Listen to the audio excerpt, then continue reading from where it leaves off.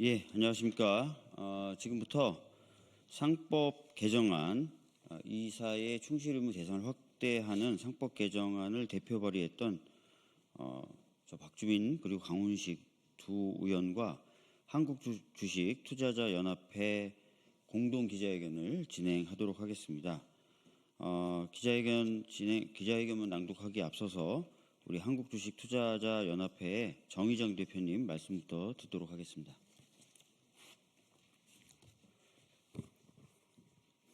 네, 안녕하십니까. 한국주식투자자연합회 대표 정의정입니다. 오늘 기자회견 자리를 마련해 주신 두 분 의원님께 감사드립니다.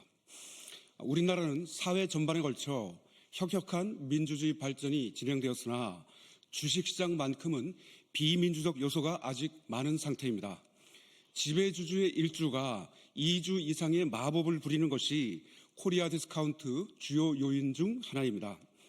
민주주의가 발달한 나라에서 기득권 소수에 대한 특혜를 당연시하는 풍조는 비정상입니다. 기업주는 보호해야 되고 기업을 믿고 투자한 주주는 차별받고 손해를 감내하라는 것은 정상적 사회가 아니라고 봅니다. 기업 측은 상법 개정안이 통과되면 소송 남발과 투자 위축 및 유상증자가 어렵다고 볼멘 소리를 하고 정부 여당도 그에 동의해서 거부권 행사 후 재표결이 부결되었는데요. 이사 충실 의무는 이사회와 경영진이 지배주주 및 자신만의 이익이 아닌 모든 주주 이익에 부합하도록 행동하라는 것이지 회사 투자 활동을 제약하는 것이 아닙니다. 소송 남발 우려도 기우에 불과합니다.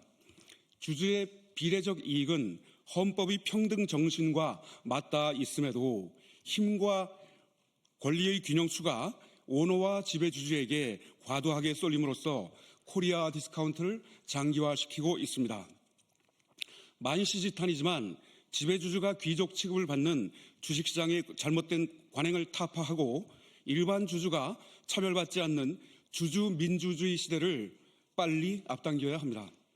상법 이사 충실 의무 개정은 비정상을 정상으로, 불평등을 평등으로, 불공정을 공정으로 바꾸는 지극히 당연한 시대의 요구입니다.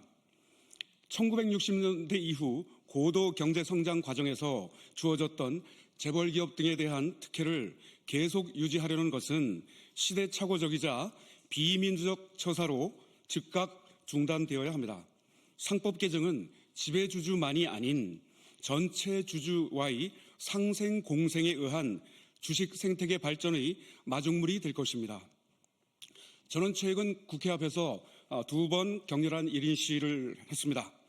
국민의힘은 상법 개정을 받고 민주당은 배당소득 분리 과세를 받으라는 것이었는데요. 한쪽 날개로 새가 날 수 없듯이 심각한 코리아 디스카운트 해소를 위해서는 상법 개정과 배당소득 분리과세가 반드시 필요합니다. 양날개가 있어야 합니다.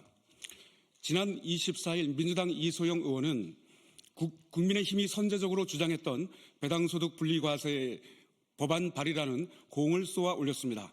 이제 국민의힘이 상법 개정 찬성의 공을 쏘아 올려 화답할 차례입니다.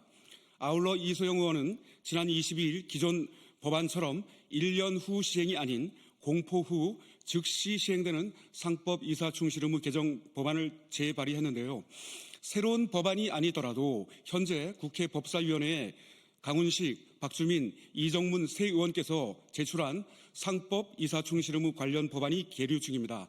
지체하지 말고 당장 논의를 시작할 것을 요청합니다. 상법 이사 충실 의무 개정은 윤석열 전 대통령도 동의한 사안입니다.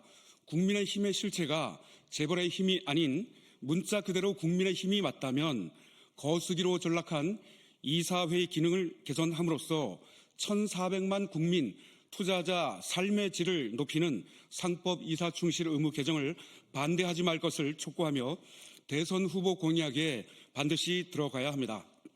메리츠 금융지주 홈페이지 첫 화면에 이런 문구가 있습니다. 대주주의 일주와 일반 주주 일주의 가치는 동일합니다. 민주주의 국가에서 너무나 당연하고 반론 제기가 불가능한 표현인데도 격하게 공감이 되는 이유가 뭘까요? 하루빨리 상법이 개정되어 우리 주식시장이 코스피 3,000을 돌파하고 코스피 5,000을 향한 힘찬 발걸음을 내닫기를 바랍니다. 네, 이상입니다. 예, 이어서 기자회견문을 저하고 우리 함께 참석해 주셨던 강훈식 의원님이 좀 나눠서 읽도록 하겠습니다. 상법 개정 더 이상 미룰 수도 또 미룰 이유도 없습니다. 지금 당장 법사위의 논의를 시작합시다. 한덕수 권한대행이 이사의 충실 의무를 총주주로 확대하고 전자주주총회 의무화를 위한 상법 개정안에 대해 거부권을 행사했습니다. 한 권한대행은 이 법안이 일반 주주 보호에 역행하고 국가 경제 전체에도 부정적이라는 터무니없는 주장을 펼쳤지만 안타깝게도 이 법안은 지난 4월 17일 국회 본회의 제2결에서도 부결되고 말았습니다. 하지만 상법 개정은 끝나지 않았습니다.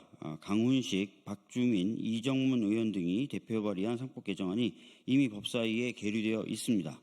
부결 이후에도 새로운 법안이 추가로 발의되어 있습니다. 법사위 심의만 시작하면 즉시 논의와 통과가 가능합니다. 최근 주식시장이 침체를 겪으며 투자자들의 불안은 커져만 가고 있습니다. 이럴 때일수록 기업의 투명성과 이사의 책임을 강화해 시장의 신뢰를 회복하는 일이 시급합니다. 지금 우리 자본시장을 짓누르고 있는 코리아 디스카운트, 그 주범은 다름 아닌 지배주주의 거수기 이사회입니다. 주주에게 불리한 삼성물산 제일모직합병, 지배주주만을 위한 고려아연 하나 에어로 유상증자, 이런 왜곡된 현실을 더 이상 두고만 볼 수 없습니다. 이것을 방치하는 것이야말로 일반 주주 보호에 역행하는 것이고 국가 경제 전체에 부정적인 일 아닙니까? 책임을 미루거나 시간을 낭비할 여유가 없습니다. 이미 법사위에 관련 법안들이 상정되어 있는 만큼 즉시 논의를 시작해 상법 개정안을 조속히 통과시켜야 합니다. 앞서 이재명 후보 역시 주주이익 보호를 위한 상법 개정을 재추진하겠다는 의지를 공식 발표했습니다.